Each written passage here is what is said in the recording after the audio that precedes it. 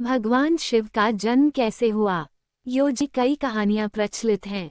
भोलेनाथ का जन्म कब हुआ, कहाँ हुआ, किस प्रकार हुआ, इस बारे में पुराणों में अलग अलग बातें कही गई हैं। भगवान शिव के जन्म से जुड़ी ऐसी ही एक कहानी है।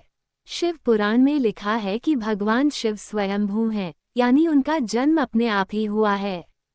वहीं विष्णु पुराण में बताया गया है कि भगवान विष्णु के माथे से निकलते तेज से शिव की उत्पत्ति हुई थी और उनके नाभि से निकलते हुए कमल से ब्रह्मा जी का जन्म हुआ था।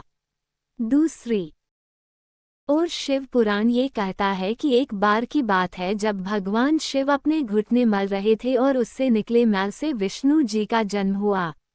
बड़े बुजुर्ग बताते हैं कि एक बार की बात है जब भगवान विष्णु और ब्रह्मा जी के बीच इस बात पर बहस छिड़ गई कि सबसे महान कौन है।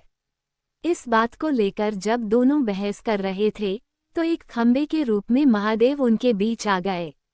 वो दोनों इस रहस्य को समझ नहीं पाए और तभी अचानक एक आवाज आई जिसने कहा कि जो भी इस खंबे का छोर ढूंढ लेगा वही सबसे महान कहलाएगा। ये सुनते ही ब्रह्मा जी ने एक पक्षी का रूप लिया और खंबे का ऊपरी हिस्सा ढूंढने निकल गए। वहीं विष्णु जी ने वराह का रूप धारण किया और खंबे का अंत ढूंढने निकल गए। बहुत देर तक खोजने के बाद भी दोनों में से किसी को खंबे का छोर नहीं मिला और दोनों ने हार मान ली। इसके बाद भगवान शिव अपने असली रूप में आ गए। फिर भगवान विष्णु और ब्रह्मा जी ने मान लिया कि वही सबसे महान और शक्तिशाली हैं। ये खंबा उनके न जन्म लेने और न मरने का प्रतीक है। इस कारण ये कहा जाता है कि भगवान शिव स्वयंभू हैं, यानी वह अमर हैं।